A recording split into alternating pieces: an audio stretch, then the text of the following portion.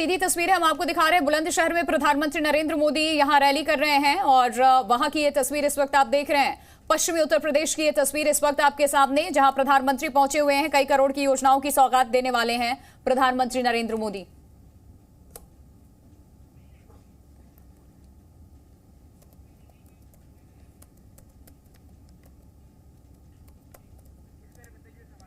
रविंद्र हमारे साथ बने हुए हैं, सीधे उनका रुख कर लेते हैं। रविंद्र, बिहार की राजनीति से जुड़ी हर खबर लगातार हम दिखा रहे हैं, इस पे चर्चा तो कर रहे हैं, लेकिन साथ ही ये तस्वीरें भी बड़ी अहम है। एक तरीके से लोकसभा चुनाव का पश्चिमी उत्तर प्रदेश शंखनाद भी इसे माना जाए तो गलत नहीं होगा। पीएम यहां पहुंचे हैं। बिल्कुल, देखिए श्री राम लला के विराजमान होने के बाद और उस तरह से भव्य और दिव्य कार्यक्रम के बाद पहली बार उत्तर प्रदेश में ही बुलंदशहर में प्रधानमंत्री नरेंद्र मोदी महारैली को संबोधित कर रहे हैं। और ये एक खास जगह है क्योंकि 2019 के लोकसभा चुनाव में 14 जो पश्चिमी यूपी के इस क्षेत्र के जो लोकसभा सीटें हैं, बीजेपी 7 सीटें हार गई थी।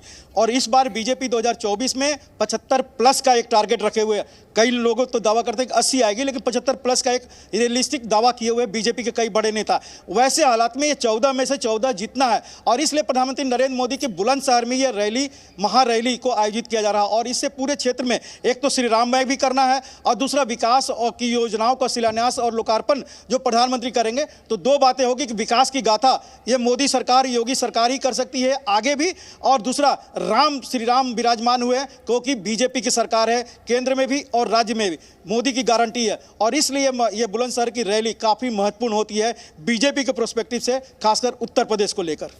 बिल्कुल, और रवि त्रिपाठी भी हमारे साथ जुड़े हुए हैं। रवि, एक तरफ राहुल गांधी है जो भारत जोड़ो न्याय यात्रा निकाल रहे हैं, तो दूसरी तरफ पीएम मोदी पूरी तरह से यहाँ एक्शन मोड में नजर आ रहे हैं, इलेक्शन मोड में नजर आ रहे हैं। पीएम मोदी की बुलंदशहर में आज जनसभा हो रही है और कहीं ना कहीं पूरब से पश्चिम यूपी को साधने का ये प्रयास है।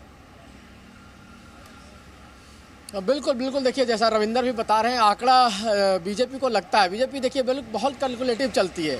उसको पता है कि पिछली बार चुनाव में नतीजे अच्छे नहीं रहे। पूरे यूपी में 9 सीटों का नुकसान बीजेपी को हुआ था और 9 में से 7 सीटों का नुकसान पश्चिम उत्तर प्रदेश से हुआ था। इस वजह से प्रधानमंत्री मोदी वहाँ से रैली कर रहे हैं। और 2014 का आंकड़ा देखिएगा तो 14 की 14 सीटें, मतलब 14 में 7 बीजेपी के खेमे में आई थी और 2014 में देखिए 14 की 14 सीटें बीजेपी के खाते में गई थी। तो कहीं ना कहीं एक जो टारगेट 71 + 72 + 2 यानी 73 सीट 2014 में आया था, तो ये टारगेट है कि 75+ लाया जाए, 80 तक का टारगेट है। तो उस हिसाब से बीजेपी अपना काम कर रही है। लेकिन अगर राहुल गांधी की बात करें तो कहते हैं जहाँ जहाँ पड़े संतन के पैर, तो जहाँ जहाँ संतन के पैर, जहाँ बंगाल में घुसे तो बंगाल में गठबंधन टूटने की बात होने लगी, बिहार में जाना है उसके बाद तो बिहार में गठबंधन टूटने की बात हो रही है। अब उत्तर प्रदेश में जब आने की बात होगी उस समय क्या होगा, ये तो अखिलेश यादव ने क्या तय कर रखा है वो देखना होगा। लेकिन कुल मिलाजुला कर ऐसा लग रहा है कि बीजेपी बढ़ती जा रही है और कांग्रेस पार्टी का जो अलायंस है, बीजेपी ने शुरुआत भी पश्चिमी उत्तर प्रदेश से की है, क्योंकि टारगेट अगर आप 400+ का लेकर के चलते हैं तो पश्चिमी उत्तर प्रदेश की सभी जो लोकसभा की 14 सीटें हैं वो जीतना भी बहुत जरूरी हो जाता है। और पिछले चुनाव में नुकसान भी बीजेपी को हुआ था और उसके बाद तो कई ऐसे आंदोलन भी हुए हैं, कई इस तरीके की हमने देखा, धरना प्रदर्शन भी हुआ। जो पश्चिमी उत्तर प्रदेश के जो किसान हैं या फिर जो कारोबारी हैं वो नाराज भी नजर आए। बहरहाल आप सभी हमारे साथ बने रहिए, चाहे बिहार की राजनीति से जुड़ी खबर हो या प्रधानमंत्री नरेंद्र मोदी के पश्चिमी उत्तर प्रदेश बुलंदशहर के दौरे से जुड़ी खबर हो, हर खबर हम आप तक पहुंचाते रहेंगे।